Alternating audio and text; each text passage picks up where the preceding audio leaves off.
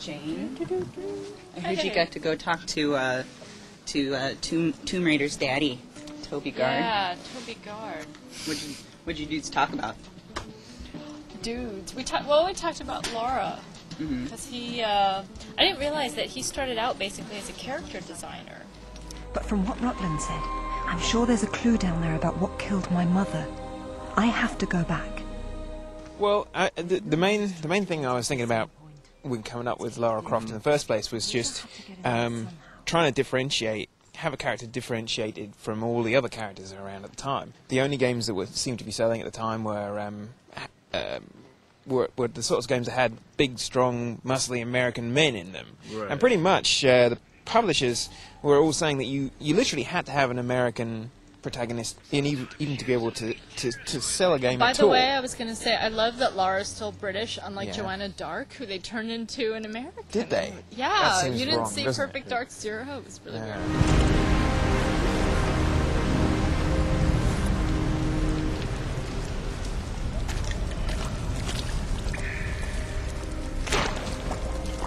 Is that what I think it is? It's called an anachronism. It was Amanda's. So he came up with the character, and then from there he came up with like the game, like so. making her into Indiana Jones. Did you find out, like, did he always think, oh, Indiana Jones but with tatas? Lara, get out of there! The sort of design I was going for with Lara at the time, especially because of the low polygon counts and everything, it was deliberately like taking cues from comic book characters. So they are kind of exaggerated, and it seemed like you needed to exaggerate. If proportions were completely ordinary in those days with that number of polys, it was kind of difficult to read. Tomb Raider is a sort of a I don't know if it's controversial, but people sort of are split down the middle on that game, because some women love Tomb Raider, and a lot of women are like, no, the Tomb Raider character is what's wrong with video games. If we're talking about realism, it's not like the male characters in any of these games are, are the everyman. No. So, I mean, I don't think it's terribly reasonable for women to be up in arms because she's so hot, and that's so unreasonable. In fact, but if you look at women's media, we're all about hot women. I mean, pick up women the are way cover meaner. of Vogue, and you see it's like half-naked women all across the magazine. So I don't think we have a problem with that so much. And sure, the female form, in my opinion, is usually prettier than the male. I kind of think so, too.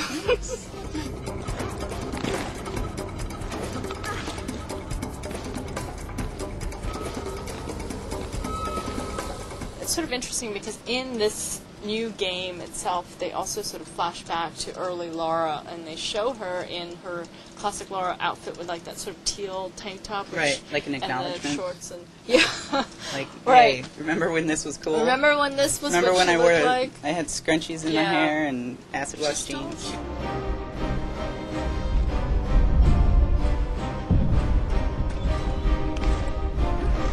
From what I've seen of Legend, they're moving back to that Prince of Persia, movement ideal, it looks and like I think they figured out that, like, it seems like, I don't know, when you spoke to, he's not on the project anymore though, right? Well, this is the weird thing, is he wasn't for the longest time, and they coded it without him, and they did all this stuff, and then they brought him on, I guess, pretty recently to sort of fine-tune the character. He advised on the script and the story, and then he determined how she was going to look.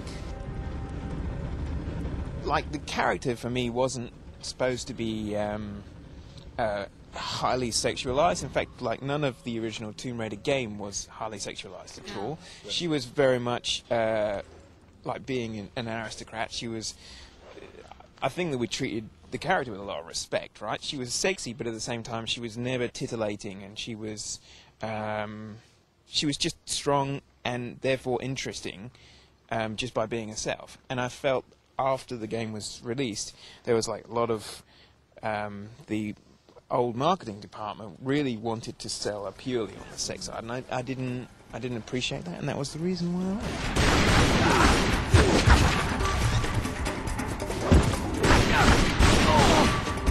Were you bitter that Lara Croft had been dragged through the mud, sort of, through sort of mediocre movies and games for 10 years, and then when they asked you to come back, I mean, what was your immediate reaction to that when they asked you? Yeah, I mean, I think like I say, it's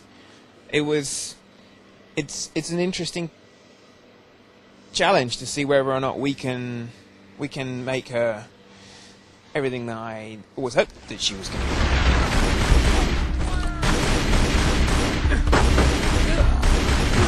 I have to ask you this just because I'm obsessed with the fact that you walked away from it all. Like like when Lara was blowing up, you just you started galling. You walked away from it. I think that you just have to. I don't think money should drive you, right? I mean, it's important and all of that, but at the same time, I wanted to make interesting things. I wanted to make interesting games, and I was afraid that the way that it used to be at core with making Tomb Raider games, that it was sort of felt like a cash cow to me, right? And that there wasn't going to be any ability to really move the franchise forwards. And here at Crystal Dynamics, you don't think that she's going to become another cash cow? I think it's a much more. I think the people here really care about Lara and really want to progress the series. Draw her fire! Are you considered kind of a loose cannon? Like they don't want you talking to the press about Tomb Raider? I am a loose cannon. Yeah, that's true. Yeah, you also make crazy games like Galleon. I do, yeah. Yep, that's why you got to watch out for me. Yeah. It scares him.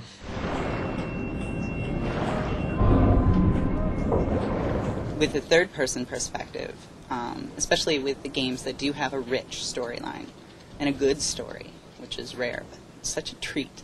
And you get sucked into that story, and it's still much more interactive than just having a book read to you or watching a movie. But you definitely, maybe you don't identify with them, but you certainly begin to sympathize more than you ever would. Which is why I think also Toby was frustrated with what was happening to Lara, because she was being put in these positions that, the way he conceived of the character would never allow herself. She would never pose in Playboy. Like Lara Croft is way too high class for that. What was it like when you first played Tomb Raider, like the first one? Like when did you play that, and what did you think about it? I played it for days and days and days and days. I really enjoyed it. I mean, beyond the fact that you got to play I'm a girl, which I'd only really enjoyed before that in Metroid. But in Metroid it's kind of a cop-out, because it's like you don't even... It's not important that she's female. She's not feminine. Yeah. It's important that she's female, because it's a big reveal at the end, I think.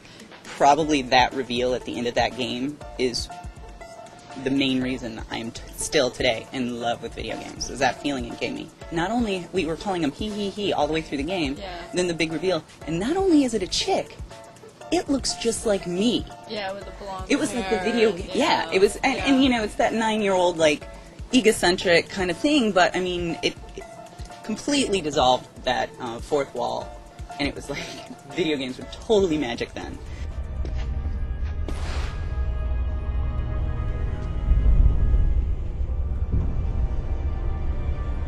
People are constantly like, what do girls want to play? How do I get my girlfriend to start playing games? What games will girls like? They're always seeking that demographic. And the thing is, it always comes down to just make good games. Although I do agree that having things like a female protagonist might be initially more appealing. I mean, I agree with you that it doesn't matter once you begin to play the game and understand all the mechanics of the game, and that's what really keeps you playing. But in terms of getting somebody to pick up a game at first, I think you were right when you said you sort of have to feel like, hey, I can relate to this in some way, whether it's through the character or the story or whatever, but you have to be able to relate. And having a good female protagonist is maybe the easiest way. You guys are done soon, right? So, yes. Yeah. What's next for you? I mean, what are you flirting with? I mean, what do you want to do? I don't know. I mean, I still think. We've this game really opens the door for Lara Croft in a lot of ways. There's a lot more story to tell. So I'm interested to see what else we can do with it. To be honest with you, so was just thinking, you know how the next like snake is like old snake, Oh yeah. but like old like Lara when she's Oh, like Lara. looking. Well, she's already Lara, older, where right? she's In this like, game, yeah, she's older. Yeah. But then what if she's like looking back over her? I don't know. Grandma Lara. Lara. You'll love this. He wants to meet at Toru Nishimura's offices across the street from his penthouse. Nishimura? Takamoto doesn't know we're friends. Nope. All he knows is Nishimura's hosting a corporate party tomorrow night, and you'll meet him there. Better and better.